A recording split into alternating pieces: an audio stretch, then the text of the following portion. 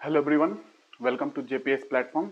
I am Vinay Rajput and today मैं cell जो अपनी चल रही है सेल की लेक्चर में मैंने लास्ट क्लासेस में क्या बात किया था, प्रोकैरियोट्स एंड यूकैरियोट्स, है ना। तो बेसिक्स मैंने प्रोकैरियोट्स यूकैरियोट्स की बताई और बहुत ही एक अच्छे लेवल पे मैंने आपको स्टडी कराई थी प्रोकैरियोट्स यूकैरियोट्स की। कुछ चीजें ऐसी थी जो आमतौर पे नहीं बताई जाती है, बट आज के समय में जो क्वेश्चंस हैं, क्वेश्चन अच्छे पूछे जा रहे हैं, एक अच्छे लेवल पे क्वेश्चन आ रहे हैं। अगर आप देख रहे होंगे तो हर साल दर साल क्वेश्चन की लेवल बढ़ते जा रही है ना एग्जाम में, चाहे वो यूपीएससी हो या फिर पीएससी हो, ठीक है। तो और क्योंकि अप्लाइड भी है ये बायोलॉजी, आपका एप्लीकेशन में भी आएगी। एक इंडिविजुअली सब्जेक्ट के रूप में क्वेश्चन तो पूछे ही जाते हैं, बट इसका एप्लीकेशन भी है। अगर आप फोटोसिंथेसिस की बात करते हो, आप अगर पढ़ रहे हो एनवायरमेंट इकोलॉजी, वहां फोटोसिंथेसिस होगी, वहां पे आप पढ़ोगे बायोम पढ़ोगे, तो बायोम के लिए प्लांट एक बहुत बड़ा एक फैक्टर है वहां पे, ठीक है। तो प्लांट को वहां देखना पड़ेगा, फोटोसिंथेसिस वगैरह। तो वो कहां से आएगी फोटोसिंथेसिस? वो यहां से आएगी बायोलॉजी से। तो अप्लाइड है, एप्लीकेशन होती है हर जगह, ठीक है ना। इसीलिए इसको समझना बहुत जरूरी है, हल्के में मत लेना इसको, इस सब्जेक्ट को एकदम ना लेना हल्के में। वैसे भी कोई पढ़ाता नहीं है ठीक ठाक इसको, अगर आप देख रहे होगे तो, ठीक है। तो मैंने क्या बताया था, एक बार मैं तो आपको रिवाइज करा देता हूं। Cell cytology is the study of cell, है ना। कोशिका का अध्ययन, कोशिका विज्ञान जो है साइटोलॉजी बोलते हैं, आपको मैंने बताया था। और साइटोलॉजी टर्म हर्टविग ने दिया था, HERTWIG, हर्टविग ने दिया था। एंड साइटोजेनेटिक्स, जिसमें अनुवांशिकी को जोड़ दिया आपने, कोशिका को अनुवांशिकी जो जीन वगैरह है उससे आपने जोड़ दिया, जेनेटिक मटेरियल से। तो एच जे म्यूलर ने साइटोजेनेटिक्स टर्म दिया था। उसके बाद फादर ऑफ साइटोलॉजी बोले तो कौन है फादर ऑफ साइटोलॉजी? जिन्होंने पहली बार सेल को खोजा, और वो सेल आपको पता है एक तरीके से सेल वाल था, कोशिका भित्ति थी, है ना। कोशिका भित्ति थी actually living cell, Antonie van Leeuwenhoek ने खोजा था, है ना। मैंने बहुत बार इसका डिस्कशन किया है पिछले लेक्चर में। जो लोग नए हैं वो जरूर देखते जाए पुराना लेक्चर जो हमारी आ रही है साइंस टेक की लेक्चर, आपको पहली एनर्जी की मिल जाएगी बहुत जल्दी, कल से मिलने लगेगी एनर्जी की लेक्चर, ठीक है ना। और ये अपनी चलती रहेगी बायोलॉजी की लेक्चर। और जाके जो भी लोग नए हैं पुराना लेक्चर देख के आना, जब तक देखोगे नहीं ये समझ में नहीं आएगी। जाहिर सी बात है यार, स्टडी है, मूवी तो है नहीं। तो मूवी में भी लोग बीच से घुस जाते हैं तो पता नहीं चलता कि क्या कहानी चली, तो यह तो और नहीं समझ में आएगी, है ना। तो पूरा देख के आओ, तब जाके समझ में आएगी किस तरीके से मैं डिजाइन करके लोगों को पढ़ा रहा हूँ। ये सब्जेक्ट एकदम वेल डिजाइन चल रही है, एकदम पैकेज है। आप एग्जामिनेशन हॉल में जाओगे ना, इससे बाहर लेस चांस, ठीक है ना। मोर देन सफिशिएंट दे रहा हूँ, आप पढ़ के आओ कहीं से तो पता चल जाएगा। जो लोग पढ़े हुए उनको पता चल रहा है। तो cytology, who is the father of cytology? Robert Hooke, ठीक है, जिन्होंने पहली बार सेल को खोजा। एक्चुअली सेल वाल था वो, कोशिका भित्ति थी, ठीक है ना। कॉर्क आप समझ चुके हो, मैंने बताया है, इसमें डिटेलिंग में नहीं जाना है। माइक्रोस्कोप के थ्रू उन्होंने कॉर्क को खोजा, है ना। सुबेराइज्ड सेल वाल बोला जाता है, ठीक है ना। तो वो कॉर्क ही था, आप जानते हैं ना, कॉर्क के स्टॉपर लगाए जाते थे पहले, वाइन के बोतल में कॉर्क का स्टॉपर लगाया जाता था। तो उन्होंने एक्चुअली सेल वाल खोजा था, है ना, रॉबर्ट हुक ने। तो लिविंग नहीं है ना, सेल वाल कोशिका भित्ति लिविंग नहीं होती है ना, वो निर्जीव है एक तरीके से, नॉन लिविंग है। तो लिविंग सेल का खोज किसने किया? तो मैंने बताया था एंटोनी वॉन लीवेनहुक ने लिविंग सेल यानी कि बैक्टीरिया की खोज की थी रेन वाटर में, ठीक है ना। रेन वाटर में, वर्षा के जल में जब मिट्टी पे गिरा तो उसमें उन्होंने माइक्रोस्कोप के थ्रू सॉइल में उन्होंने रेन वाटर की जो आती है ना, पानी जो आ रही है ना सॉइल में, उसको वहां पे स्टडी किया बैक्टीरिया का। तो वो लिविंग सेल था। और Robert Hooke non living cell, एक तरीके से सेल वाल की स्टडी की थी, बट उनको ही फादर ऑफ साइटोलॉजी बोला जाता है, Robert Hooke. Father of modern cytology, अगर ये मैंने नहीं बताया हो तो बता देता हूं मैं भी। फादर ऑफ मॉडर्न साइटोलॉजी, जनक, आधुनिक बात कर रहा हूं, फादर ऑफ मॉडर्न साइटोलॉजी, ठीक है ना। ये क्या है? कोशिका विज्ञान, आधुनिक कोशिका विज्ञान के जनक। आधुनिक कोशिका विज्ञान के जनक जो है सीपी स्वानसन है, ठीक है। इनकी बुक की नाम है author of the cell book, इनके बुक का नाम है author of the cell book, ठीक है ना, द सेल, ये बुक का नाम इनका याद रखोगे। और रॉबर्ट हुक का बुक भी लिख लो, माइक्रोग्राफिया, है ना, ये माइक्रोग्राफिया इनका बुक का नाम है। रॉबर्ट हुक की जो बुक है ना, जिन्होंने इनमें जो सेल की स्टडी की थी, इसी बुक के अंदर उन्होंने कई चैप्टरों में डिस्कशन किया है कि क्या क्या उन्होंने पाया था, है ना। तो ये रॉबर्ट हुक के बुक का नाम है Robert Hooke, Micrographia, Robert Hooke, ठीक है। और इनका बुक का नाम जो फादर ऑफ मॉडर्न साइटोलॉजी है वो सीपी स्वानसन, और father of cytology Robert Hooke बोले जाते हैं। बट आधुनिक पूछे तो सीपी स्वानसन। और अपने यहाँ के कौन है इंडियन साइटोलॉजिस्ट? ए के शर्मा जी। ठीक है, मैंने बताया था आपको ए के शर्मा के बारे में। तो ए के शर्मा इंडियन साइटोलॉजिस्ट हैं, ये ध्यान रखेंगे, ए के शर्मा इंडियन साइटोलॉजिस्ट है। ठीक है, अब मैं आपको एक काम करता हूं, ये नॉर्मली आपको पता होना चाहिए, सेल के बारे में पढ़ रहे हो तो, और रिपीट नहीं करूंगा, बाकी चीजें मोर देन सफिशिएंट है। अब मैंने प्रोकैरियोट्स यूकैरियोट्स की बात की थी, है ना, तो प्रोकैरियोट्स यूकैरियोट्स का अगर फिर से मैंने दोहराना स्टार्ट किया तो फिर से समय निकल जाएगी, है ना। मैंने बहुत अच्छे से बताया, दोहराने की कोई मतलब नहीं निकलती है उसको। लेकिन एक चीज जरूर मैं बताऊंगा कि बेसिक क्या है। तो न्यूक्लियस के आधार पे प्रोकैरियोट्स, कैरियन का मतलब न्यूक्लियस होता है, मैंने बताया था। तो न्यूक्लियस के आधार पे, नाभिक के आधार पे ही ये डिवाइड किया गया है, विभाजन किया गया है कोशिकाओं का। प्रोकैरियोट्स हो यूकैरियोट्स हो। मीजोकैरियोट्स वेट करना पड़ेगा आपको, मीजोकैरियोट्स वेट करना पड़ेगा। और मैं आपको बताता हूं मीजोकैरियोट्स इसलिए वेट करना पड़ेगा क्योंकि मैं आर्टिफिशियल सन जो है ना, चाइना वाली आर्टिफिशियल सन, आर्टिफिशियल मून, कृत्रिम सूर्य की बात सुन रहे हो, मैं उसका सब्स्टिट्यूट बताने वाला हूं। मीजोकैरियोट्स मुझे इसलिए बताना पड़ रहा है बिकॉज उसका एग्जाम्पल जो मुझे देना है ना, वो एक सब्स्टिट्यूट है। किसका? आर्टिफिशियल सन का। वेट करो, मैं उसको अलग से बताऊंगा, ठीक है ना। तो मीजोकैरियोट्स आमतौर पे लोग नहीं बताते हैं, लेकिन वो उसका एग्जाम्पल बहुत इंपॉर्टेंट है। मीजोकैरियोट्स के अंदर उसका जो एग्जाम्पल है ना, उस कोशिका का जो एग्जाम्पल है बहुत इंपॉर्टेंट है, क्योंकि वो सब्स्टिट्यूट है आर्टिफिशियल सन का। कर सकते हैं, रिसर्च चल रही है, मैं बताऊंगा रिसर्च के बारे में, थोड़ा सा आपको जानकारी मिल जाए कभी, क्योंकि जानते हो करंट अफेयर, ये करंट तो है नहीं, चलते आ रही है, समय से स्टडी हो रही है इस पे। पूछ सकता है आपसे, सब इंटरव्यू में पूछी जा सकती है, बताइए आर्टिफिशियल सन ये है, कुछ बताइए नया सब्स्टिट्यूट क्या हो सकता है ना। तो बताना पड़ेगा आपको, तो इसीलिए मैं अलग से आपको वो शॉर्ट्स वीडियो में बताऊंगा। तो नए जो भी लोग हैं ये करते रहें, जो इंपॉर्टेंट चीज होती है अलग से मैं बताते जाता हूँ शॉर्ट वीडियो में। मीजोकैरियोट के बारे में शॉर्ट वीडियो में बताऊंगा, ठीक है। तो न्यूक्लियस के आधार पे मैंने बांटा, और न्यूक्लियस के आधार में क्या पता चला कि न्यूक्लियस ऑर्गेनाइज्ड है, व्यवस्थित है, ठीक है, न्यूक्लियर मेम्ब्रेन उसके ऊपर है, तो यूकैरियोट है, खूब बताया है मैंने, खूब बताया, ठीक है। प्रोकैरियोट में न्यूक्लियस ऑर्गेनाइज्ड नहीं है, नाभिक जो है व्यवस्थित नहीं है, अब्सेंट है, मतलब कि प्रोकैरियोट में न्यूक्लियस अब्सेंट है, ऑर्गेनाइज नहीं है, डेवलप नहीं है, सब बोल सकते हो, ठीक है ना। तो ये आपको क्या समझ में आया कि न्यूक्लियस डेवलप नहीं है। और यूकैरियोट में न्यूक्लियस वेल डेवलप्ड है, मतलब न्यूक्लियस के बाहर न्यूक्लियर मेम्ब्रेन, नाभिकीय झिल्ली है, ठीक है। तो वो यूकैरियोट्स की कैटेगरी में आ जाता है, जिनके अंदर जो भी कोशिकाएं के अंदर न्यूक्लियर मेम्ब्रेन डेवलप होगा तो वेल ऑर्गेनाइज्ड न्यूक्लियस बोलते हैं, वेल ऑर्गेनाइज्ड डेवलप्ड न्यूक्लियस बोलते हैं, या न्यूक्लियस प्रेजेंट है ऐसा बोल देते हैं, ठीक है। ये मैंने बताया था, ये है प्रोकैरियोट्स यूकैरियोट्स की कहानी। इसमें आपको मैंने एक चीज बताई थी कि यूकैरियोट्स में आपने सुना कि माइटोकॉन्ड्रिया है, ये चीज ध्यान रखने वाली चीज है। आज के लेवल में एग्जाम के समय में ये चीजें लोगों को ध्यान रखना चाहिए, नहीं तो कंफ्यूजन जिंदगी भर बना रहेगा। ये क्लोरोप्लास्ट, ठीक है। देखो आपको पता है कि माइटोकॉन्ड्रिया यूकैरियोट्स में है, क्योंकि मैंने बताया था कि यूकैरियोटिक कोशिकाओं में मेम्ब्रेन बाउंड, झिल्ली से बाउंड जो ऑर्गेनल होते हैं, कोशिकांग होते हैं, वो नहीं मिलेंगे, चाहे माइटोकॉन्ड्रिया चाहे क्लोरोप्लास्ट हो, ये प्रोकैरियोट्स में नहीं मिलेंगे, ठीक है, यूकैरियोट्स में ही होते हैं ये। तो बताओ ये यूकैरियोट्स में है, आपको पता है ये क्या होता है माइटोकॉन्ड्रिया, जिसको नहीं पता है मैं बताऊंगा आगे। सेल ड्रॉ करना है मुझे, सेल में मैं पूरा बताऊंगा, चिंता नहीं करना है। जीव द्रव्य क्या है, कोशिका द्रव्य क्या है, साइटोप्लाज्म, प्रोटोप्लाज्म, कोशिका भित्ति, मैं सब डिवीजन करने वाला हूं इसके बाद। अभी ये पढ़ते जाओ, मैं अपने आप लाके बता दूंगा आपको वो चीजें, ठीक है। और मीजोकैरियोट्स की शॉर्ट वीडियो में बताऊंगा, क्योंकि मुझे उसके लिए रिसर्च का एक चीज आपको बताना है, ध्यान से सुनते जाइएगा, वो जब शॉर्ट वीडियो आएगी बहुत जल्दी ला दूंगा मैं, तब तक ये अपनी लेक्चर चलने दो। माइटोकॉन्ड्रिया क्या है? सेलुलर रेस्पिरेशन के लिए रिस्पॉन्सिबल, एक तरीके से रेस्पिरेशन, श्वसन क्रिया यूकैरियोट्स में। अब प्रोकैरियोट्स में माइटोकॉन्ड्रिया है नहीं, तो क्या वो रेस्पिरेशन नहीं करेंगे? उनके पास माइटोकॉन्ड्रिया नहीं है प्रोकैरियोट्स के पास, तो क्या वो रेस्पिरेशन नहीं करेंगे? करेंगे। कैसे करेंगे मैंने बताया था, हिंट किया था, फिर थोड़ा बताऊंगा। क्लोरोप्लास्ट ये किचन है, खाना बनाता है यूकैरियोट्स में, है ना, उसमें भी प्लांट सेल में होता है, एनिमल सेल में नहीं होता है ये, ठीक है।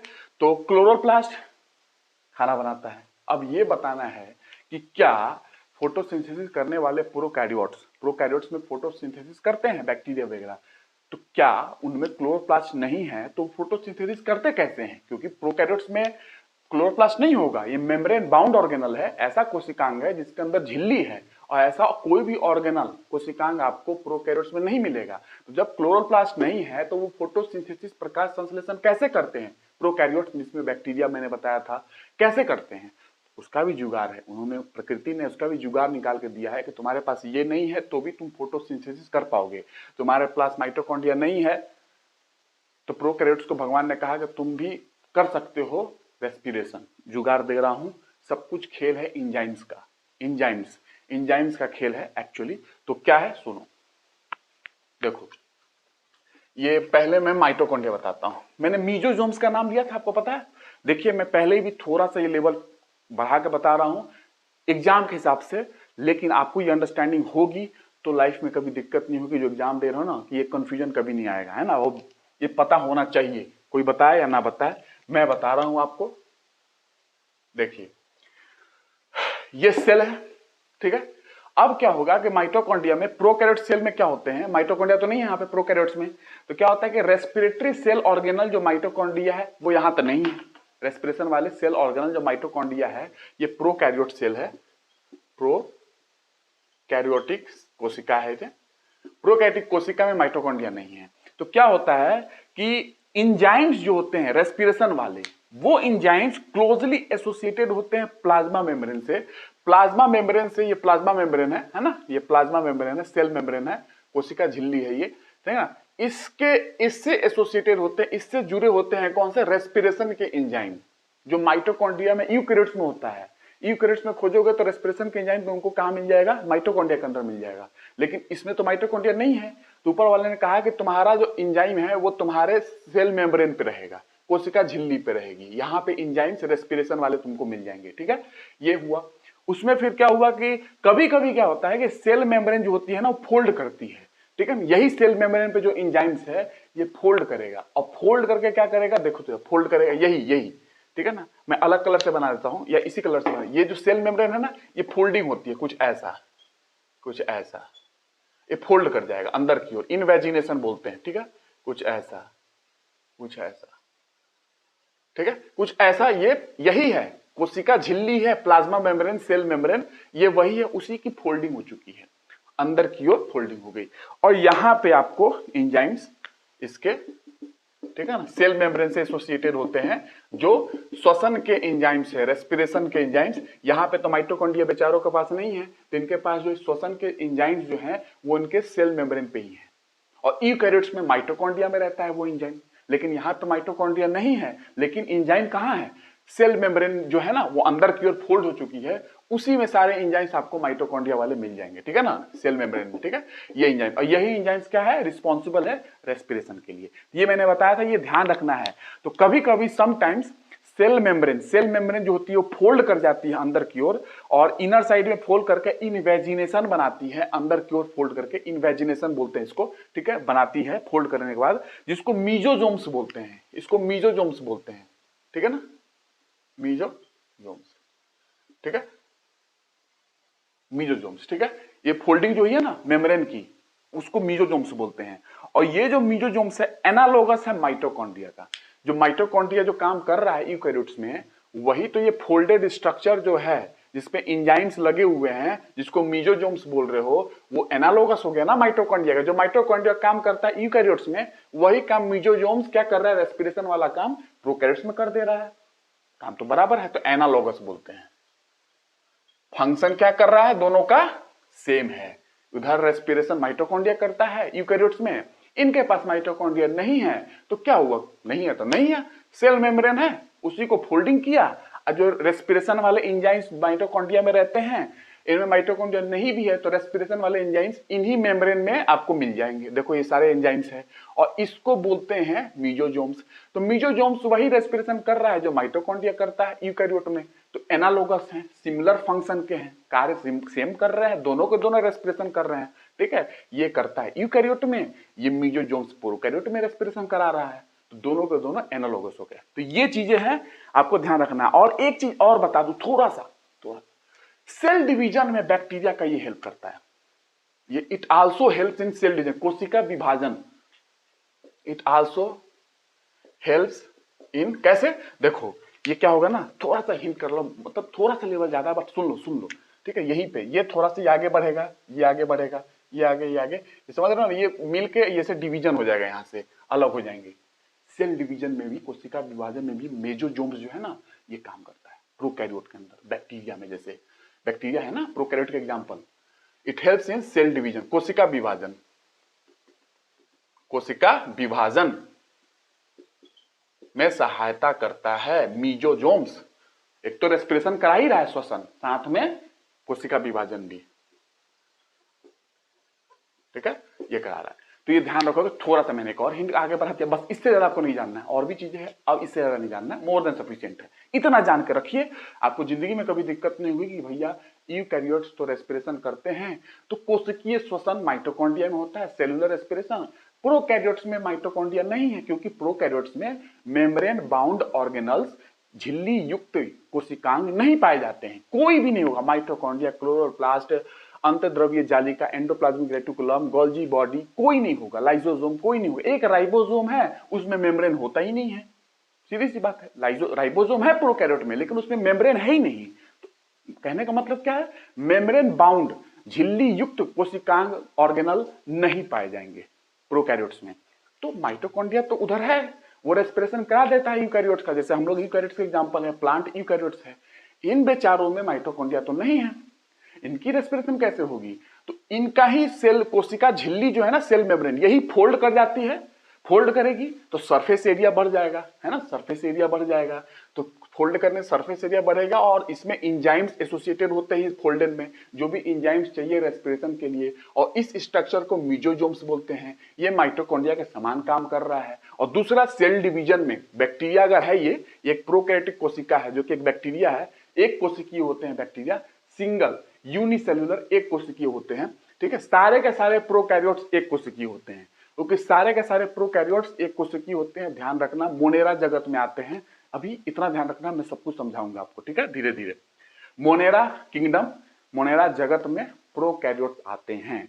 और मोनेरा एक ग्रीक वर्ड है, मोनेरेस, उसका मतलब होता है सिंगल, यानी कि यूनिसेल्युलर होते हैं, एक कोशिकीय होते हैं मोनेरा।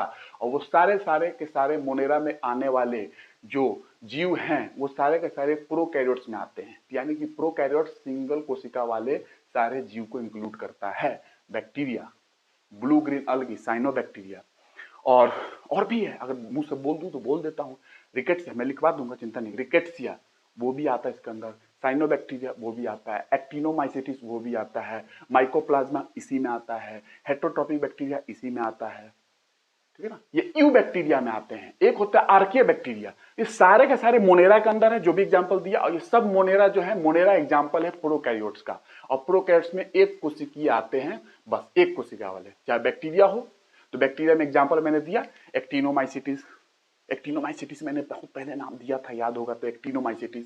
माइकोप्लाज्मा वो भी इसी के अंदर है, बैक्टीरिया के अंदर। और रिकेट्सिया वो भी इसी के अंदर है। और क्या हो सकता है, हेटरोट्रॉपिक बैक्टीरिया, ऐसा बैक्टीरिया जो हेटरोट्रॉपिक को फोटोसिंथेसिस ना करता हो, वो भी बैक्टीरिया इसी के अंदर आता है। तो सारे के सारे प्रोकैरियोट्स के एग्जांपल है, ठीक है। लिखवाऊंगा, टेंशन नहीं लेने का, मैं दोबारा बोलूंगा, दोबारा लिखवाऊंगा, घुसेगा दिमाग में, घुसाऊंगा आपके, ठीक है ना। तो ये है प्रोकैरियोट्स का रेस्पिरेशन का राज, कि प्रोकैरियोट्स श्वसन कैसे करते हैं, ठीक है। अब आती है बात, ये राज मैंने खोला है, आपको अंडरस्टैंडिंग रहेगी तो जिंदगी भर आपको क्लियर रहेगा कि भाई प्रोकैरियोट्स, माइटोकॉन्ड्रिया मैं पढ़ाऊंगा, आपको बताऊंगा कि रेस्पिरेशन माइटोकॉन्ड्रिया में होता है, सेलुलर रेस्पिरेशन। आपके अंदर डाउट आना चाहिए कि भैया प्रोकैरियोट रेस्पिरेशन कैसे करते हैं, उनमें तो माइटोकॉन्ड्रिया नहीं है। सर ने बताया कि माइटोकॉन्ड्रिया जहां होता है, यानी यूकैरियोट में है, तो वहां रेस्पिरेशन करा रहा है, सेलुलर रेस्पिरेशन। क्या होता है सेलुलर रेस्पिरेशन में बताऊंगा। प्रोकैरियोट में माइटोकॉन्ड्रिया नहीं है, तो फिर वो रेस्पिरेशन तो करते होंगे, जाहिर सी बात है, श्वसन तो करेंगे ही। तो फिर होता कैसे उनमें श्वसन, माइटोकॉन्ड्रिया नहीं है। मीजोजोम्स उनके एनालॉगस स्ट्रक्चर है, उन्हीं की सेल मेम्ब्रेन जो होती है प्रोकैरियोट्स की, वही फोल्डिंग हो जाती है अंदर की ओर, और मीजोजोम्स बनता है, वो कराते हैं क्या क्या, रेस्पिरेशन। और कोशिका विभाजन में भी भाग लेते हैं। बस इतना याद रखना है, दो चीज, ठीक है। अब उसके बाद मैं प्रोकैरियोट्स में क्लोरोप्लास्ट की बात किया, क्लोरोप्लास्ट, ठीक है। क्लोरोप्लास्ट, अब बता, फिर यही बात उठती है कि क्लोरोप्लास्ट में यह बात उठती है कि, थोड़ा पानी पी लो, क्लोरोप्लास्ट में क्लोरोप्लास्ट में क्या बात है कि प्रकाश संश्लेषण। अब देखो, क्लोरोप्लास्ट यूकैरियोटिक कोशिका में पाया जाता है, लेकिन यूकैरियोटिक कोशिका में एनिमल भी है, एनिमल में हम ही आते हैं, हम इंसान एनिमल में ही आते हैं, और एक प्लांट भी होता है। तो एनिमल क्लोरोप्लास्ट नहीं होता है, एनिमल में क्लोरोप्लास्ट नहीं होता है, क्योंकि हम खाना बनाते नहीं हैं, हम खाना पकाते हैं। एनिमल खाना पकाते हैं, बना बनाया खाना जो मिलता है उसको पका के खाते हो। खाना बनाता कौन है? प्लांट बनाते, फोटोसिंथेसिस के माध्यम से। तो क्लोरोप्लास्ट जो है वो प्लांट में है, यूकैरियोटिक में, एनिमल में नहीं होगा, प्लांट में जरूर है, और ये फोटोसिंथेसिस करा देता है पौधों का, आपको पता है। लेकिन प्रोकैरियोट्स के जो बैक्टीरिया हैं वो भी फोटोसिंथेसिस करते हैं, और क्लोरोप्लास्ट होगा नहीं उनमें, क्योंकि मेम्ब्रेन बाउंड ऑर्गेनल नहीं हो सकता है प्रोकैरियोट्स के अंदर, झिल्ली युक्त कोशिकांग नहीं हो सकता, मैंने पहले बताया है। तो फिर क्लोरोप्लास्ट नहीं है तो भी फोटोसिंथेसिस कर लेते हैं। कैसे? जस्ट माइटोकॉन्ड्रिया वाला खेल है, मीजोजोम्स वाला, इनमें भी क्लोरोप्लास्ट में क्या है सुनो, ये ध्यान रखना। ये एक मैंने बनाया सेल, प्रोकैरियोटिक सेल, ठीक है, जैसे मैंने मीजोजोम्स में ड्रॉ किया। और क्या होता है कि कभी कभी सम प्रोकैरियोटिक की बात करूं, साइनोबैक्टीरिया ले लो, उसमें क्या होता है कि कुछ मेम्ब्रेन एक्सटेंशन होते हैं साइटोप्लाज्म में। देखो, ये इसको मैं यहां पे दिखा रहा हूं आपको, ठीक है, ये मीजोजोम से ना समझना, कुछ अलग होगा, यहां पे दिखाऊंगा, ठीक है। तो सुनो क्या है, ये एक साइनोबैक्टीरिया मान लो, साइनोबैक्टीरिया प्रोकैरियोट्स का एग्जांपल है ब्लू ग्रीन अलगी के नाम से भी जानते हैं, हरित शैवाल के नाम से जानते हैं, ठीक है ना, नील हरित शैवाल। तो साइनोबैक्टीरिया है ना, ब्लू ग्रीन अलगी नील हरित शैवाल के नाम से भी जानते हैं। तो देखो इसमें क्या समझना है कि भैया प्रकाश संश्लेषण ये करता है तो कैसे करता है, ठीक है। क्लोरोप्लास्ट तो है नहीं प्रोकैरियोट्स में, जाहिर सी बात है, तो कैसे करता है? तो इसकी कहानी ये है कि मैंने पिछली क्लास में बताया था, कुछ क्रोमेटोफोर्स का नाम लिया था, जो लोग करके आए होंगे उनको पता है, समझा भी दिया था। क्रोमेटोफोर्स की मैंने बात की थी, फोटोसिंथेटिक लेमिला की बात की थी। तो क्या है वो समझो। देखो क्या है कि क्लोरोप्लास्ट के एनालोगस यहां पे भी एक बनेगा चीज, जैसे कि मीजोजोम्स बना था माइटोकॉन्ड्रिया के एनालोगस। एनालोगस का मतलब होता है सेम फंक्शन करने वाले। माइटोकॉन्ड्रिया जो कार्य कर रहा है रेस्पिरेशन वाला, वही मीजोजोम्स प्रोकैरियोट्स में कार्य कर रहा था। तो एनालोगस का मतलब सेम फंक्शन करना, सेम कार्य करना, इसको एनालोगस बोलते हैं। तो कुछ प्रोकैरियोट में साइनोबैक्टीरिया हो गया जैसे, there are other membrane extensions in the cytoplasm. Cytoplasm में, ये साइटोप्लाज्म है ये अंदर, इसमें कुछ मेम्ब्रेनस एक्सटेंशन, झिल्ली युक्त एक्सटेंशन आपको मिल जाएगी, मेम्ब्रेनस एक्सटेंशन। जैसे कि देखो, जैसे कि कुछ ऐसा, जैसे कि कुछ ऐसा, कुछ ऐसा, कुछ ऐसा, मेम्ब्रेनस एक्सटेंशन, मेम्ब्रेन का बना हुआ है, झिल्ली युक्त कुछ है ना, वेसिकल्स, पाउच टाइप के स्ट्रक्चर आपको मिल जाएंगे, है ना। कहां पे? साइटोप्लाज्म में, ये साइटोप्लाज्म है, ठीक है ना, ये साइटोप्लाज्म है। प्रोकैरियोटिक कोशिका साइनोबैक्टीरिया का ये साइटोप्लाज्म है। और ये क्या है? सेल मेम्ब्रेन होगा। ये तो मैं समझाऊंगा भी, अभी तो मैंने ड्रॉ नहीं किया है मैं सेल को, मैं सेल ड्रॉ करके दिखाऊंगा, डोंट वरी। सेल मेम्ब्रेन ये यहां नहीं समझना है कि सेल मेम्ब्रेन किसको बोलते हैं, बस इतना मैंने बोला है, ध्यान रखना है, सेल मेम्ब्रेन है ये, ठीक है। तो other membranous extension into the cytoplasm आपको मिल जाएगी। मेम्ब्रेनस एक्सटेंशन ये हुआ एक वेसिकल पाउच लाइक नुमा स्ट्रक्चर, इसके अंदर एंजाइम्स भरा हुआ है। और ऐसे मेम्ब्रेनस एक्सटेंशन जो कि साइटोप्लाज्म में होते हैं, ऐसे मेम्ब्रेनस, मेम्ब्रेन झिल्ली युक्त एक्सटेंशन, मतलब कि इन्हीं में से टूट के निकला होगा ये, समझ रहे? ये अंदर कहां से ये पाउच बन जाएगा भाई? ये जो अंदर स्ट्रक्चर बना हुआ है ना, ऐसे फोल्डिंग, यही फोल्डिंग अगर टूट जाए, ठीक है, तो यही फोल्डिंग ऐसे बन जाता है ऊपर, यही फोल्डिंग अंदर जाके घुस जाएगा तो साइटोप्लाज्म में दिखेगा कि भाई एक झिल्ली बन चुकी है, मेम्ब्रेनस एक्सटेंशन बन चुका है, एक पाउच नुमा स्ट्रक्चर बन चुका है। तो ये भी कुछ सोच सकता है कोई कि भैया ये अंदर कैसे आ गया? यही टूट टूट के, यही टूटेंगे अंदर बन जाएंगे ये जो मैंने दिखाया है दोनों, ठीक है ना, ठीक है। तो ये अगर टूट जाए, ये मान लो ये टूट गया, ठीक है, यहां से ये मेम्ब्रेन टूट गया, तो ये टूट जाएगा तो अंदर जाएगा, अंदर ऐसे दिखने लगेगा। तो एक एक्सटेंशन हो गया ना, इसी का एक्सटेंशन हो गया यहाँ पे, ठीक है। कुछ को दिमाग में आ जाए कि भैया कैसे अंदर ये बन जा रहा है, तो उसका रीजन यही है कि यही टूट के यहाँ पे आ जाते हैं, बन जाते हैं, ठीक है। तो इसमें क्या है कि सम मेम्ब्रेनस एक्सटेंशन आपको मिल जाएंगे। और ये जो यहाँ पे जो ये है ना, ये फोटोसिंथेटिक पिगमेंट है, डॉट डॉट जो मैंने दिखाया है, फोटो सिंथेटिक प्रकाश संश्लेषी पिगमेंट, लवक जो बोलते हैं ना, पिगमेंट है ना, जिससे कि क्लोरोफिल आपने सुना होगा, उधर होता है ना। उसी तरीके से यहाँ पे ये, इसको पूरे स्ट्रक्चर को क्या बोलते हैं, ये जो है ना, इसको क्या बोलते हैं पूरे स्ट्रक्चर को, मैंने बताया था क्रोमेटोफोर्स, क्रोमेटोफोर्स या फोटोसिंथेटिक लेमिला, है ना, ये भी बोलते हैं ये पूरे स्ट्रक्चर का। उसके अंदर क्या है, फोटोसिंथेटिक पिगमेंट है, ठीक है, जैसे क्लोरोफिल होता है क्लोरोप्लास्ट, वैसे यहाँ पे ये है। तो मैंने क्या बताया कि आपको फोटोसिंथेटिक लेमिला वगैरह भी मिल जाएगी। जैसे कि ये नाम जो स्ट्रक्चर है ना, सबका फंक्शन ऐसे होगा, ऐसा स्ट्रक्चर में होगा।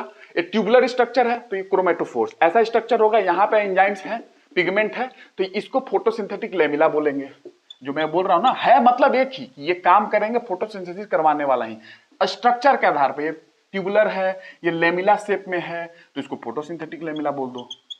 है एक ही चीज, इस शेप के आधार पे मैंने नाम अलग अलग कर दिया, है एक ही चीज, कराएंगे फोटोसिंथेसिस ही, क्योंकि सब में पिगमेंट भरा हुआ है, फोटोसिंथेटिक पिगमेंट, ठीक है, फोटोसिंथेटिक लेमिले। तो ये एक ही चीज है, इसमें सब में फोटोसिंथेसिस पिगमेंट है, यहाँ पे भी पिगमेंट भरा हुआ है, और ये कराएंगे फोटोसिंथेसिस, और इनका काम हो जाएगा, साइनोबैक्टीरिया प्रकाश संश्लेषण कर लेगा। क्लोरोप्लास्ट नहीं भी है तो भी कर ले रहा है। तो क्या मैंने बताया, in some prokaryotes like cyanobacteria there are other membranous extension, ये ठीक है, मेम्ब्रेनस एक्सटेंशन है ना, मेम्ब्रेनस एक्सटेंशन हो चुका है, यही मेम्ब्रेन यहाँ पे आ गया टूट के, यहाँ पे आ गया मेम्ब्रेनस एक्सटेंशन, उसके अंदर पिगमेंट भरा हुआ है, यहाँ पे पिगमेंट है। ये शेप के आधार पे लेमिला बोल रहे हो, ये शेप के आधार पे क्रोमेटोफोर बोल रहे हो, सर्कुलर शेप है इसलिए, ठीक है। तो फोटोसिंथेटिक लेमिला बोल दिए या क्रोमेटोफोर बोल दिए, और इसमें फोटोसिंथेटिक पिगमेंट भरा हुआ है, ठीक है, फोटोसिंथेटिक पिगमेंट भरा हुआ है। और जानते हो फोटोसिंथेटिक पिगमेंट क्लोरोफिल टाइप का मान लो, तो ये क्या कराएगा, फोटोसिंथेसिस करा देगा साइनोबैक्टीरिया में। तो ये आपको ध्यान रखना है, बस ऐसे ये फोटोसिंथेसिस कर लेते हैं। और भी चीज होती है इसमें, यहाँ पे और कुछ शेप बना दूंगा तो क्लोरेबियम वेसाइकल, क्लोरेबियम वेसाइकल भी बना सकता हूँ, सब कुछ वही है, अलग अलग शेप में है, तो वो नाम अलग अलग जा रहा है, बट मतलब एक ही है कि वो एक तरीके से ऐसा स्ट्रक्चर बना हुआ है जिसके अंदर पिगमेंट भरा है, जो कि प्रकाश संश्लेषण कराएगा इनका, साइनोबैक्टीरिया का, ठीक है, और वही काम हो जाएगा। तो एनालोगस स्ट्रक्चर हो गया ना क्लोरोप्लास्ट का, ठीक है, एनालोगस, सेम फंक्शन। जो क्लोरोप्लास्ट यूकैरियोटिक कोशिका में प्रकाश संश्लेषण कराता है, वही क्रोमेटोफोर्स बोल दो, फोटोसिंथेटिक लेमिले बोल दो, क्योंकि शेप के आधार पे है ना, ये गोला है तो क्रोमेटोफोर बोल दिए, काम तो वही कर रहा है। ये ऐसा है तो इसको लेमिले बोल दिए, काम वही है कि प्रकाश संश्लेषण कराएगा, पिगमेंट भरा हुआ है यहाँ पे, ठीक है ना। ये ब्लू वाला मैंने दिखाया, ये पिगमेंट ही है, फोटोसिंथेटिक पिगमेंट। तो ये क्रोमेटोफोर्स एनालोगस है, सेम फंक्शन कर रहा है, प्रोकैरियोट में जो कर रहा है वही काम क्लोरोप्लास्ट वाला यहाँ पे ये कर दे रहा है, ठीक है। तो ये आपको समझना था, आप समझा दिया मैंने, और मे बी आपको जिस तरीके से समझना चाहिए मैंने उस तरीके से आपको समझा दिया। अब मैं आपको कुछ चीजें स्टार्ट करता हूं, प्लांट सेल एनिमल सेल में डिफरेंस, ठीक है। ये आप ध्यान रखना, मैंने आपको थोड़ा ज्यादा ही बता दिया है, लेकिन इससे क्या होगा, आपको ध्यान रहेगा कि क्लोरोप्लास्ट नहीं है तो फोटोसिंथेसिस कैसे कर रहे हैं। तो ये आपको समझ में आ गया कि भैया फोटोसिंथेटिक लेमिला बोल दो शेप के आधार पर, या क्रोमेटोफोर बोल दो। क्रोमेटोफोर मतलब सर्कुलर शेप में है, उसके अंदर पिगमेंट भरा हुआ है फोटोसिंथेटिक का, और वो करा देगा प्रकाश संश्लेषण इनके में, ठीक है। तो प्लांट सेल एनिमल सेल में डिफरेंस देखो, क्योंकि यूकैरियोट में प्लांट एनिमल है, तो प्लांट एनिमल के डिफरेंस पढ़ना जरूरी है। यूपीएससी में भी क्वेश्चन आया था और आते ही रहते हैं अलग अलग एग्जाम में, ठीक है। प्लांट सेल, पादप कोशिका, पादप कोशिका, एनिमल सेल,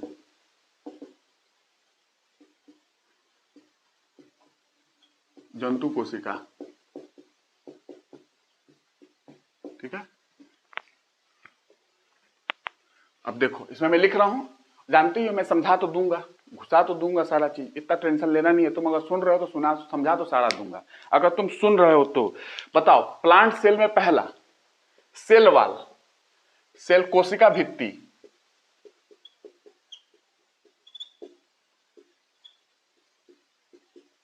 कोशिका भित्ति होगा कि नहीं, होगा कि नहीं, और यहां बताओ होगा कि नहीं। सेल वाल कोशिका भित्ति प्लांट सेल में होता है, होता है, क्योंकि रॉबर्ट हुक ने क्या खोजा था, एक्चुअली सेल वाल ही खोजा था ना, तो ये लिविंग नहीं होते हैं, और लिविंग सेल एंटोनी वॉन लीवनक ने खोजा था, ठीक है ना। तो ये प्रेजेंट है, यहाँ पे कोशिका भित्ति प्रेजेंट है। यहाँ पे एनिमल में कोशिका भित्ति होती है ना दादा, ना एकदम नहीं, बोल भी मत देना, एब्सेंट, ठीक है। तो ये एक पहला डिफरेंस है प्लांट सेल और एनिमल सेल में। आपके स्तर पे जितना समझाना है मैं ये भी समझा सकता हूँ कि फायदा क्या है एब्सेंट होने का। कोशिका भित्ति नहीं है तो अपना शेप बदल सकते हैं, ये अपना शेप नहीं बदल सकते हैं क्योंकि बाहर से रिजिड सेल वॉल लगा हुआ है। जिनके पास सेल वॉल नहीं है तो किसी भी आकार में शेप बदल सकते हैं। दिमाग लगा लो, सब कुछ समझ में आ जाएगा। दूसरा, आप बताओ कि सेल वॉल के बाद उसके बाद आपको क्या कर सकते हो हायर प्लांट्स में, या मैं आपको समझा सकता हूं कि सेल्यूलोज होगा, ठीक है, सेल्यूलोज होते हैं आपको पता है। बैक्टीरिया का सेल वॉल होगा, बैक्टीरिया में भी सेल वॉल होता है, ठीक है, तो वो तो प्लांट में नहीं आते हैं, वो प्रोकैरियोट है लेकिन उसके अंदर सेल वॉल है, ठीक है। तो उसमें मैंने बताया था प्रोकैरियोट में म्यूरिन का सेल वॉल होता है, याद है म्यूरिन मैंने बताया था प्रोकैरियोट में म्यूरिन के सेल वॉल होते हैं, और भी मैंने बताया था, बहुत एग्जाम्पल दिया था। उसके बाद फंजाई है, तो फंजाई किसमें आएगा, फंजाई इसमें आएगा, है ना। तो फंजाई की बात करूं तो फंजाई में काइटिन का सेल वॉल होता है, ठीक है, वो मैं सारा आपको न्यूट्रिशन में पढ़ा दूंगा, सेलुलोज काइटिन के बारे में सब कुछ आपको मिलेगी वहां पे, ठीक है। तो अभी ध्यान रख लो। दूसरा मैं अगर बात करूं, मतलब बैक्टीरिया में सेल वॉल होता है क्या, म्यूरिन का, जो मैंने बताया है प्रोकैरियोट में, क्योंकि प्रोकैरियोट का एग्जाम्पल है बैक्टीरिया। तो सेल वॉल यहाँ पे प्लांट सेल में सेल्यूलोज का होता है, बस इतना ध्यान रखना, सेल्यूलोज का होता है, ठीक है। और उसके बाद मैंने यूकैरियोट में बताया भी था कि यूकैरियोट में अगर सेल वॉल है तो है प्लांट सेल में ही होगा सेल वॉल, एनिमल में तो नहीं होगा। तो सेलुलोज हेमी सेलुलोज की बात की थी, इसीलिए ये हो गया। दूसरा अगर बात करूं प्लास्टिड, यहाँ पे दूसरा प्लास्टिड, और यहाँ पे है कि नहीं प्लास्टिड। प्लास्टिड को क्या बोलते हैं पता है, प्लास्टिड को क्या बोलते हैं, प्लास्टिड को क्या बोलते हैं आपको पता है। प्लास्टिड में क्रोमोप्लास्ट, क्लोरोप्लास्ट, ल्यूकोप्लास्ट आते हैं। तो इसमें आपको ये लवक के नाम से जाने जाते हैं, लवक, कि लवक है कि नहीं, ठीक है। और मैं बताऊंगा क्लोरोक्रोमो और ल्यूकोप्लास्ट सब बताऊंगा। प्लास्टिड यहाँ पे प्रेजेंट होते हैं, ठीक है, और यहाँ पे प्लास्टिड अब्सेंट होते हैं। प्लास्टिक का मतलब लवक, है ना, लवक उपस्थित है, लवक अनुपस्थित है, हिंदी लवक, बस ध्यान रखना, ठीक है। तीसरा रिजर्व फूड की बात करो, रिजर्व फूड कैसा होता है, रिजर्व मतलब बॉडी के अंदर रिजर्व फूड कैसे होती है यहाँ पे। तो बॉडी के अंदर रिजर्व फूड की बात करूं, कोशिका भित्ति समझ गए, कोशिका भित्ति, बॉडी के अंदर रिजर्व फूड कैसा होगा यहाँ पे, अगर किसी को पता है तो बताओ रिजर्व फूड कैसा होगा बॉडी के अंदर। यहाँ पे फूड जो रिजर्व करके रखा गया है, संचयी जो खाद्य पदार्थ है वो कैसा होगा यहाँ पे, संचयी खाद्य पदार्थ, जो फूड रिजर्व है, रिजर्व फूड, ठीक है, कैसा होगा यहाँ पे।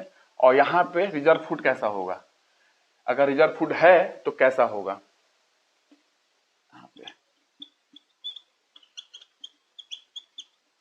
तो रिजर्व फूड स्टार्च के फॉर्म में होता है। स्टार्च क्या होता है मैं समझाऊंगा न्यूट्रिशन में, ठीक है, स्टार्च। और यहाँ रिजर्व फूड ग्लाइकोजन, ये दोनों समझने को मिलेगा न्यूट्रिशन में, बताऊंगा मैं। ग्लाइकोजन, यहाँ ग्लाइकोजन के फॉर्म में रिजर्व फूड होता है। ग्लाइकोजन कहाँ का स्टोर होता है बॉडी में, एनिमल में, जैसे हमारी बात कर लो तो ग्लाइकोजन किडनी में स्टोर होता है, लीवर में स्टोर होता है, मसल में स्टोर होता है, प्लेसेंटा में स्टोर होता है। सारे बॉडी के ग्रोइंग टिश्यू, जो भी टिश्यू तक ग्रो कर रहे हैं, वृद्धि कर रहे हैं, उनमें ग्लाइकोजन स्टोर हो जाता है। लेकिन आमतौर पे आप क्या ध्यान रखते हो, नॉर्मल बुक्स में क्या देखोगे कि मसल में स्टोर होता है, ठीक है, लीवर में स्टोर होता है, किडनी में स्टोर होता है। ये ध्यान रखना, तीन चीज तो ध्यान रख लेना, ठीक है। तो ये ध्यान रखोगे तो संचयी कार्बोहाइड्रेट, संचयी कार्बोहाइड्रेट जो रिजर्व फूड है, ठीक है, संचयी खाद्य पदार्थ ऐसा ही बोल सकते हो, ठीक है। और संचयी कार्बोहाइड्रेट भी बोल सकते हो, कार्बोहाइड्रेट का एग्जांपल ही है ये दोनों, स्टार्च ग्लाइकोजन कार्बोहाइड्रेट का एग्जांपल ही है। तो संचयी कार्बोहाइड्रेट बोल दो या फूड बोल रहे हो नॉर्मली, तो खाद्य पदार्थ, संचयी खाद्य पदार्थ क्या है, यहाँ स्टार्च होता है, यहाँ ग्लाइकोजन होते हैं, ठीक है।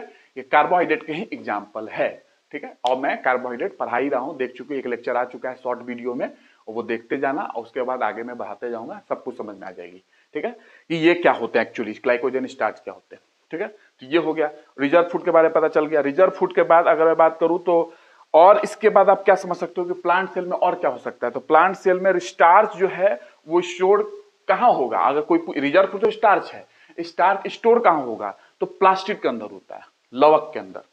स्टार्च जो है स्टोर होता है प्लास्टिड के अंदर, ठीक है, ये भी लिख लो चौथा नंबर। तो स्टार्च जो है, देखो भैया स्टार्च ऐसे ही लिख सकते हो, स्टार्च, ठीक है। स्टार्च कहां स्टोर होता है, प्लास्टिड में, लवक में, ठीक है, लवक में, प्लास्टिड में, ठीक है। ये जो स्टार्च है कहां स्टोर होगा, ये स्टार्च जो है लवक में स्टोर हो जाएगा, ठीक है।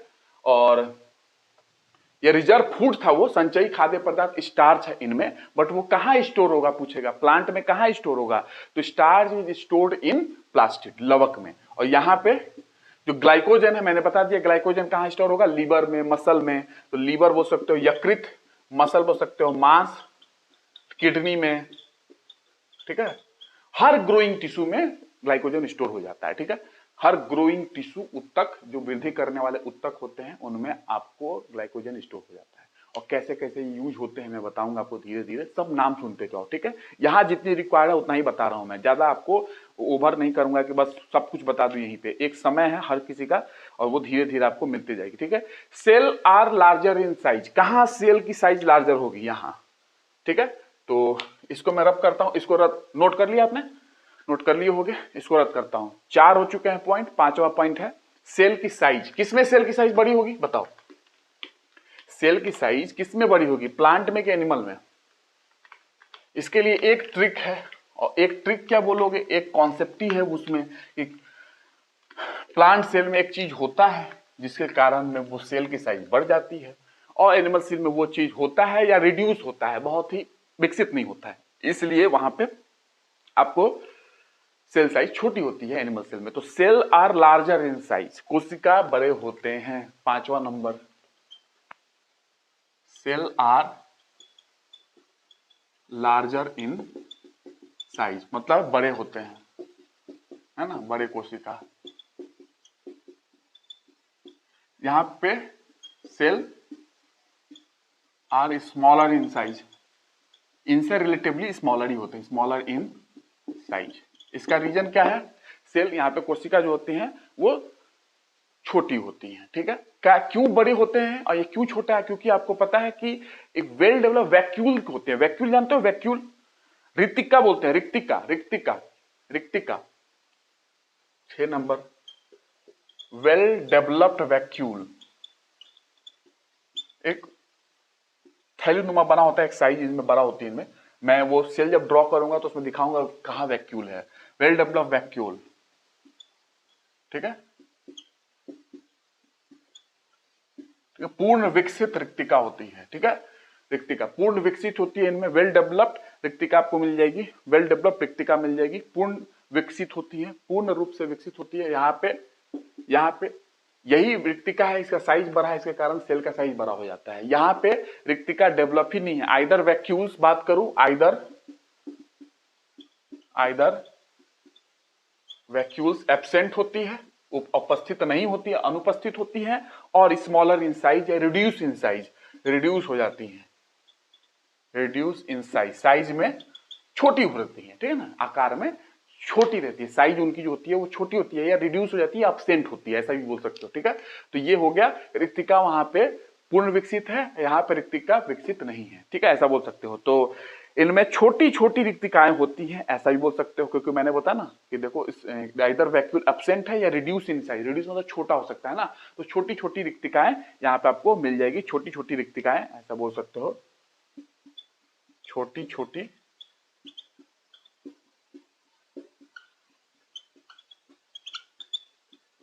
रिक्तिकाएं होती हैं, ठीक है, छोटी छोटी रिक्तिकाएं यहाँ पे मिल जाएंगी आपको, ठीक है। रिड्यूस साइज मैंने बोला रिड्यूस हो चुका है, तो छोटी छोटी रिक्तिकाएं आपको यहाँ पे मिल जाएंगी। ये हो गया रिक्तिकाएं, ठीक है। और ये वैक्यूल आपको समझ में आ जाएगी, सेल के अंदर एक स्ट्रक्चर है, एक क्या कहते हैं पाउच टाइप का, यहाँ पे बड़ा होता है तो सेल की साइज बड़ी होगी, यहाँ पे डेवलप ही नहीं होता है, एब्सेंट है, या छोटे छोटे होते हैं, छोटी छोटी रिक्तिकाएं होती है, इसलिए सेल का साइज एनिमल में छोटा होता है, ठीक है। एक रीजन हो गया। सातवां रीजन अब बताऊं मैं आपको, देखो एनिमल में ही सुसाइड वगैरह लोग करते हैं तो एनिमल ही करता है, प्लांट कभी सुसाइड किया है, कभी देखा है आपने, प्लांट वगैरह सुसाइड नहीं करते हैं एक्चुअली, है ना। किसको देखो पंखा में टंग गया प्लांट, कोई प्लांट पौधा पंखा में नहीं टल जाता, सुसाइड नहीं करता है, छत से कूदता नहीं है, एनिमल कूद जाते हैं, है ना। तो सुसाइड बैग एक होता है, सुसाइड बैग, सुसाइड बैग, थैली, कैसी थैली, लाइसोसोम, लाइसोसोम, ठीक है। ये लाइसोसोम, सोम का मतलब जहां भी आए ना, सोम कहीं भी आ रहा है, सोम, सोम का मतलब ये होता है, सेंट्रोसोम भी बताऊंगा, सोम का मतलब होता है बॉडी या स्ट्रक्चर, कोई ऐसी संरचना, है ना, बॉडी या कोई पिंड या संरचना, कुछ ऐसा स्ट्रक्चर सोम के नाम से जानी जाती है। तो कहीं भी सोम सोम देखोगे बायोलॉजी में, स्ट्रक्चर बोलोगे, संरचना है कोई वो। सुसाइड बाय लाइसोसोम क्या है, प्रेजेंट है, यहाँ पे उपस्थित है, ठीक है। और यहाँ पे उपस्थित है, अभी मैंने क्या बताया, प्लांट नहीं करती है। ये सब चीज आपको ध्यान रखना है, सुसाइड नहीं करती है एक्चुअली। तो लाइसोसोम क्या है, सुसाइडल बैग है, यहाँ पे नहीं होगा, ठीक है। ये मैंने एग्जांपल दिया था ध्यान रखने के लिए, क्या कि सुसाइड बैग लाइसोसोम्स के नाम से जानी जाती है। सुसाइड बैग यहां लिख लो, सुसाइड बैग लाइसोसोम, लाइसोसोम्स, ठीक है। ये सुसाइड बैग प्लांट में होगा, सुसाइड बैग नहीं होगा, क्योंकि नॉर्मली आप जानते हैं एग्जाम ध्यान रखने के लिए कि भाई एनिमल सुसाइड करते हैं, जानवर वगैरह, प्लांट कहाँ सुसाइड करता है। तो इसीलिए यहां से ध्यान रख सकते हो कि लाइसोसोम जो है सुसाइड बैग नहीं होगा प्लांट में, अब्सेंट है, ठीक है, अब्सेंट, उपस्थित नहीं है। आठवां यहाँ पे, ये तो करते हैं सुसाइड नॉर्मली एनिमल, तो ये लाइसोसोम क्या होगा, लाइसोसोम जो सुसाइड बैग है प्रेजेंट होगा, उपस्थित होगा, ठीक है। तो यहाँ पे लिख सकते हो उपस्थित और वहां पे अनुपस्थित। तो लाइसोसोम जो है यहाँ पे आपको क्या मिल गया कि उपस्थित है, किसमें, प्लांट सेल में, ठीक है, प्लांट सेल में उपस्थित है लाइसोसोम, ठीक है, ये ध्यान रखोगे। उसके बाद अगर बताऊं आठवां नंबर, अब क्या, ये तो सातवें नंबर ही है, ठीक है। आठवें नंबर में क्या जा सकते हो, तो सेंट्रोसोम होता है सेल डिवीजन के लिए, सेंट्रोसोम, सेंट्रोसोम इस सेल डिवीजन में काम आती है, एब्सेंट होता है, यहाँ पे कुछ और माध्यम से सेल डिवीजन होता है और यहाँ पे सेंट्रोसोम प्रेजेंट होता है, सेंट्रोसोम प्रेजेंट होता है, ठीक है। सेल डिवीजन कोशिका विभाजन में काम आती है। तो सेंट्रोसोम एब्सेंट है और एनिमल सेल में सेंट्रोसोम प्रेजेंट है, ठीक है। 9वां नंबर, 9 पॉइंट पे क्या हो सकता है, डिफरेंस करते जाओ, ठीक है। सेंट्रोसोम, सोम मतलब बॉडी या स्ट्रक्चर, मैंने बताया है, संरचना, ये ध्यान रखना। एक माइक्रो बॉडीज होती है, सूक्ष्म काय, सूक्ष्म काय, ठीक है। तो माइक्रो बॉडी भी आपको ध्यान रखना है, कभी क्वेश्चन आ जाए तो ये आप ध्यान रखोगे कि माइक्रो बॉडी होती है कि नहीं, ठीक है। तो जितना नंबर, 9वां नंबर होगा स्पेरोसोम, कहीं कहीं ए हटा देते हैं, कहीं कहीं ए रखते हैं, स्पेरोसोम, ठीक है। ग्लाई ऑक्सीसोम, लोमोसोम, ये माइक्रो बॉडी है, सूक्ष्म काय होती हैं। एंडोप्लाज्मिक रेटिकुलम जो होता है ना, उससे भी बनती है, कुछ कुछ प्लाज्मा मेम्ब्रेन है, उससे भी एक छोटा जो है ना, छोटा सा थैलीनुमा, इसके अंदर एंजाइम होता है। ये सोम मतलब बॉडी स्ट्रक्चर, उसके अंदर एंजाइम भरा होगा, काम में आती है, ठीक है। तो ये तीनों के तीनों जो माइक्रो बॉडी है, एक तरीके से ये माइक्रो बॉडी, सूक्ष्म काय, सूक्ष्म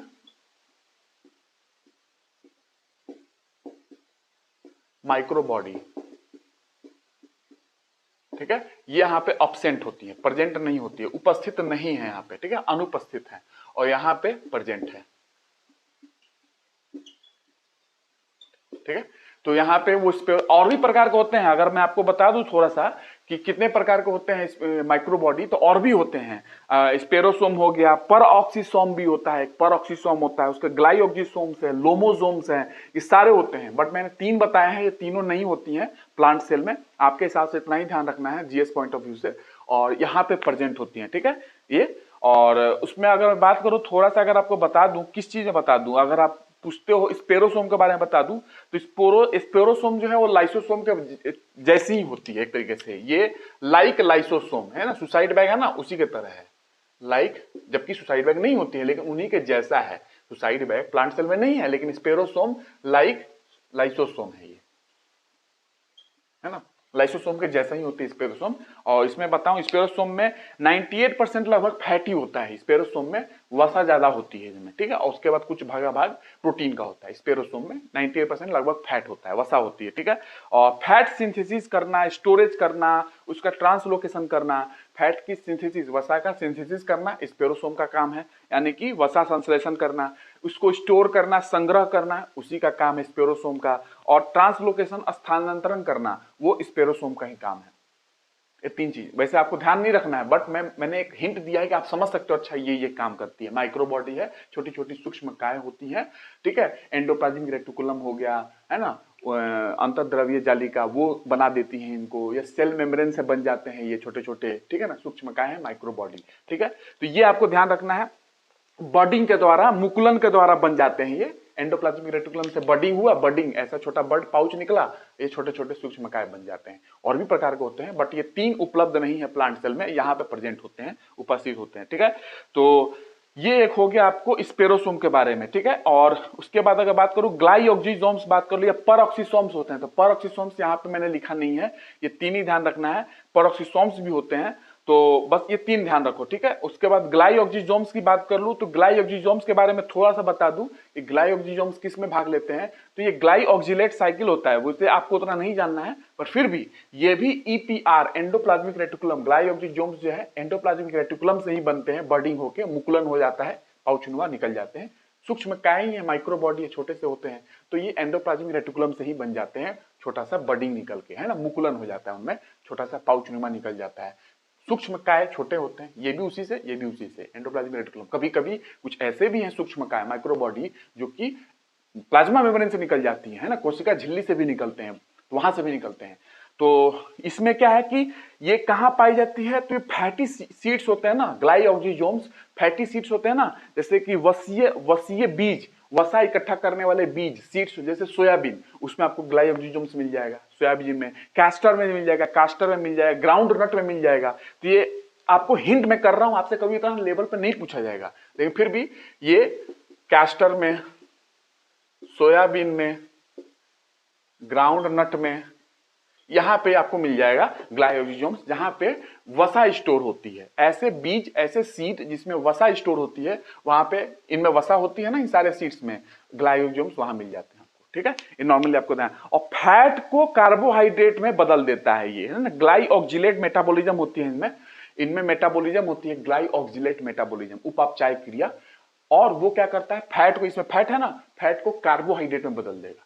आपको उतना नहीं पढ़ना है, लेकिन एक हिंट कर रहा हूं कि अच्छा आइडिया रहे कि ऐसी सी चीजें हैं, ठीक है। तो ये फैट को कार्बोहाइड्रेट में बदल देता है, एक चक्र है ग्लाइऑक्सिलेट साइकिल के माध्यम से वसा को कार्बोहाइड्रेट में बदल देती है ग्लाइऑक्सिसोम्स, ठीक है। ये माइक्रो बॉडी में ये प्रक्रिया होती है। और कहां पाया जाता है, इन सीड्स में पाया जाता है, इन बीजों में ये आपको मिल जाएंगे, जहां पे फैट जो होते हैं वहां पे स्टोर होते हैं। तो फैटी सीड्स जो होते हैं, वसीय बीज, उसके अंदर बहुत मात्रा में ग्लाइऑक्सिसोम्स आपको मिल जाएंगे, इतना आपको ध्यान रखना है।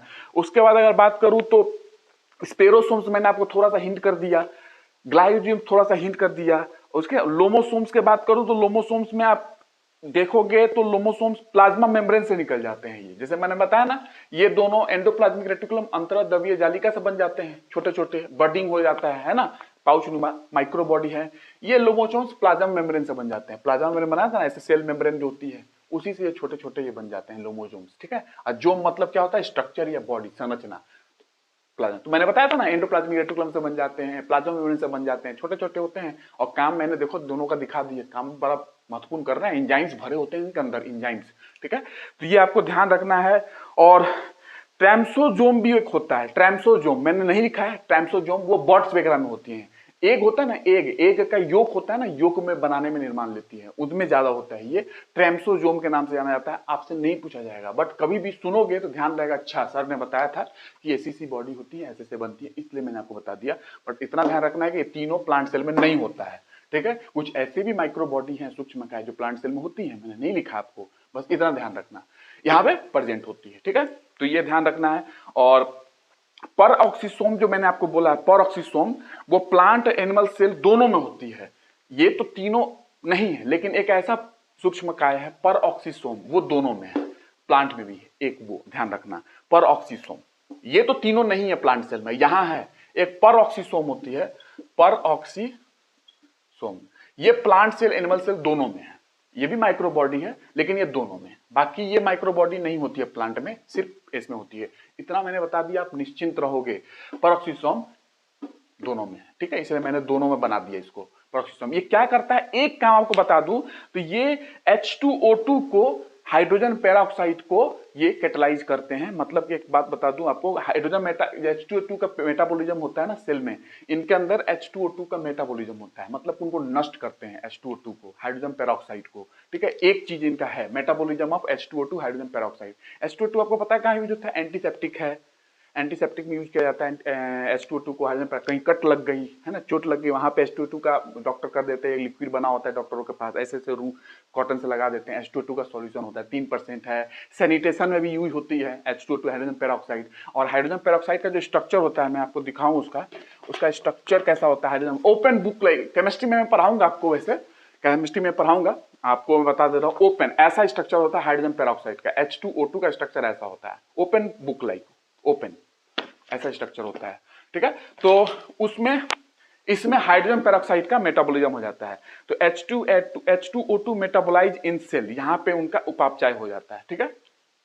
बस एक चीज याद रखना, क्योंकि ये दोनों में है, तो H2O2 पॉइजनस एक तरीके से बॉडी में बनती है, इसको डिस्ट्रॉय करना जरूरी है। इसका मेटाबॉलिज्म पर ऑक्सीसोम नाम के माइक्रोबॉडी में हो जाता है, H2O2 मेटाबॉलिज्म, उपापचय मेटाबॉलिज्म, ठीक है, उपापचय। ये आपको मैंने इतना बता दिया, आप कहीं नहीं पाओगे कि आपको इस स्तर पे पढ़ा दिया जाए, लेकिन मैंने आपको हिंट किया है, कुछ कुछ फंक्शन बता दिए कि आपको क्लियर रहे। इस स्तर पे आपके एग्जाम के स्तर पे आपको कोई नहीं पढ़ाएगा, बहुत लोगों को पता भी नहीं होती है सारी चीजें, फिर भी मैंने आपको बता दिया कि कभी भी क्वेश्चन पूछ ले तो आप समझ में आओगे ये नहीं होते हैं, इनमें होता है, ये है, दोनों में होता है। और क्या फंक्शन है H2O2 का मेटाबॉलिज्म, उपापचय इनको नष्ट करती है, क्योंकि बॉडी में पॉइजनस होती है, तो एक तरीके से इनको हटाना जरूरी है।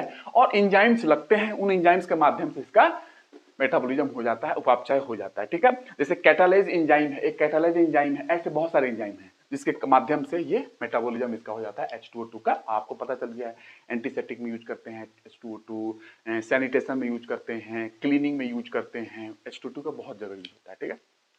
तो ये आप ध्यान रखोगे, इससे ज्यादा आपको नहीं जानना है। और 10वां नंबर एक और बता दूं, मैंने बहुत अच्छे से समझा दिया, क्योंकि डायरेक्ट लिख के चला जाता ना तो आपको लगता है कुछ होगा, अब पता है ये क्या होती है, ठीक है। वैसे पढ़ाने को अगर मुझे दे दो तो बहुत इसमें डिटेलिंग में पढ़ाया जा सकता है, लेकिन मैंने सबका बता दिया, कौन कहां से, एंडोप्लाज्मिक रेटिकुलम से, अंतर्द्रवीय जालिका से कुछ बनता है, कुछ सेल मेम्ब्रेन कोशिका झिल्ली से बनती है, प्लाज्मा मेम्ब्रेन से जिसको बोलते हैं, लोमोसोम्स की बात की थी, तो आपको आइडिया लग गया कि हाँ ऐसे ऐसे चीजें बनती है। बाकी और भी चीजें हैं, मैं इसको बता सकता था कि डिस्कवर किसने किया, कैसे कैसे मिला, उतना आपको नहीं पढ़ना है, इसलिए आपको जरूरत नहीं है ना, उतना आपको जानना नहीं है सारी चीजों के बारे में, ठीक है। हाँ, एक मैंने बताया था कि ट्रेम्सोसोम जो होती है, एक ये भी याद रखना, नाम सुन लो, ट्रेम्सोसोम, ये आपको एक योक में मिल जाएगी। एक का योक होता है ना, एक योक में आपको मिल जाएगा ये, ठीक है। ट्रेम्सोसोम ये भी एक माइक्रो बॉडी है। तो देखो कितने माइक्रो बॉडी है, लेकिन मैंने 3 का नाम लिखा था जो कि प्लांट सेल में नहीं होते हैं, ठीक है। एक का नाम लिखा था जो दोनों में होते हैं, और एक एक्स्ट्रा ये देख लो ट्रेम्सोसोम। ट्रेम्सोसोम जो है बर्ड्स होते हैं ना, बर्ड्स एग में योग का निर्माण में करते हैं, ये एग में योग का निर्माण करते हैं ट्रेम्सोसोम। जो बर्ड्स होती हैं चिड़िया वगैरह, उनमें एग में, उनके एग में, अंडे में योग का निर्माण करती है ट्रेम्सोसोम। तो याद रखना बस इतना कि बर्ड्स में एग में योग निर्माण करते हैं ट्रेम्सोसोम, बस इतना ध्यान रखना, और कुछ नहीं आपको ध्यान रखना है, ठीक है। बस अगर कहीं आ गया कहोगे पता नहीं ट्रेम्सोसोम क्या होता है, सोम मतलब तो समझ चुके हो, बॉडी या स्ट्रक्चर, कुछ संरचना, तो ये माइक्रो बॉडी है एक तरीके से, ठीक है, सूक्ष्म काय है। तो इतने मैंने 3 वो बताए, एक यहां लिखे थे कॉमन वाला, एक ये बर्ड में होता है, मतलब एनिमल है, इसलिए ध्यान रखोगे। बर्ड के एग में योग का निर्माण करता है, ठीक है। और 10वां नंबर साइटोकाइनेसिस की बात करता हूं। साइटोकाइनेसिस का मतलब साइटोप्लाज्म का डिवीजन। देखिए कोशिका विभाजन होगा, अगर प्लांट सेल हो या एनिमल सेल हो, तो साइटोप्लाज्म का भी तो डिवीजन होगा ना उसका, तब तो अलग अलग डिवीजन होगी ना, कोशिका अलग अलग बन जाएंगे, 1 से 2, एक कोशिका है इसे 2 बनाना है, तो कैसे बनेगा भाई, साइटोप्लाज्म को डिवाइड करो, न्यूक्लियस को डिवाइड करो, तब तो जाके भैया इनमें न्यूक्लियस पहुंचेगा, इनमें न्यूक्लियस पहुंचेगा, साइटोप्लाज्म इनमें भी थोड़ा पहुंचेगा, इनमें भी साइटोप्लाज्म थोड़ा पहुंचेगा, तभी तो ये जिंदा रह पाएंगे ना कोशिका। इसीलिए साइटोप्लाज्म डिवीजन करना है तो साइटोकाइनेसिस बोलते हैं। साइटोकाइनेसिस की बात करूं, थोड़ा पानी पीऊं पहले मैं, और किसी को पता हो तो सोचो। साइटोकाइनेसिस मतलब, साइटोकाइनेसिस इसको ऐसे लिख सकते हो,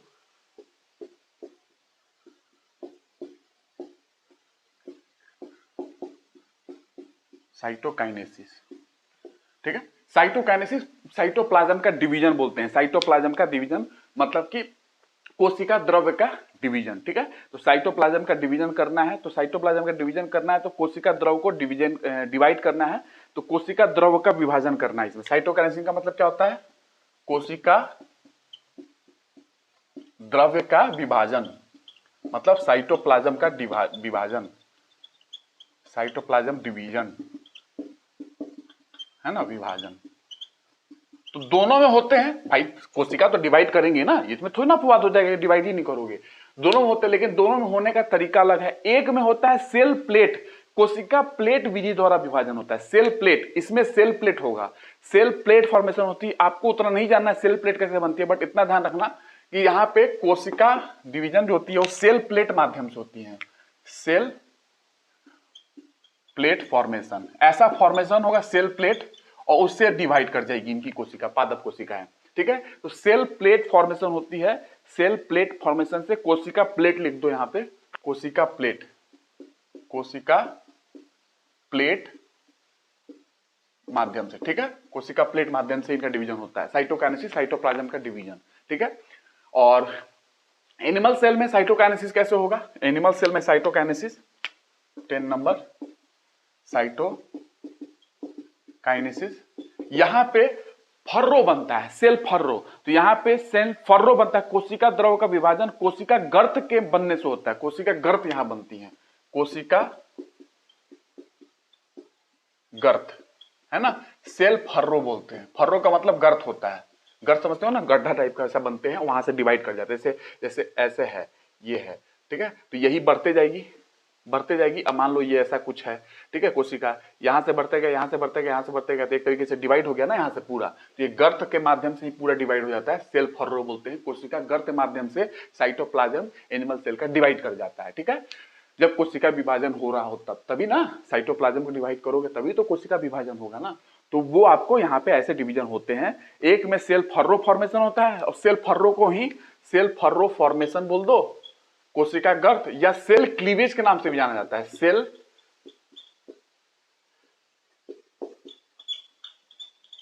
क्लीवेज, वही मतलब है सेल क्लीवेज, ठीक है। तो सेल क्लीवेज भी होता है, वही मतलब है सेल फर्रो या कोशिका गर्त बोलते हैं हिंदी में, ठीक है।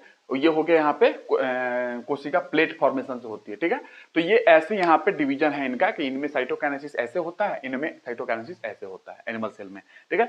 इतना आप ध्यान रखो, बाकी और भी चीजें हैं। अब डेस्मोसोम की बात नहीं करूंगा, टाइट जंक्शन किन में होते हैं वो आपसे नहीं पूछा जाएगा, अति हो जाएगी इस एग्जाम में अगर पूछ लिया तो, है ना। और सेलुलर शेप का नेचर कैसा है वो आपसे नहीं पूछा जाएगा, सेंट्रोसोम पूछ सकता है, ठीक है। तो सेंट्रोसोम पढ़ लो, सेंट्रोसोम होता है कि नहीं, सेंट्रोसोम मैंने बताया था, सेंट्रोसोम, सेंट्रोसोम शायद नहीं बताया है तो देख लो, अगर बताया है तो अच्छी बात है, नहीं बताया तो देखो, सेंट्रोसोम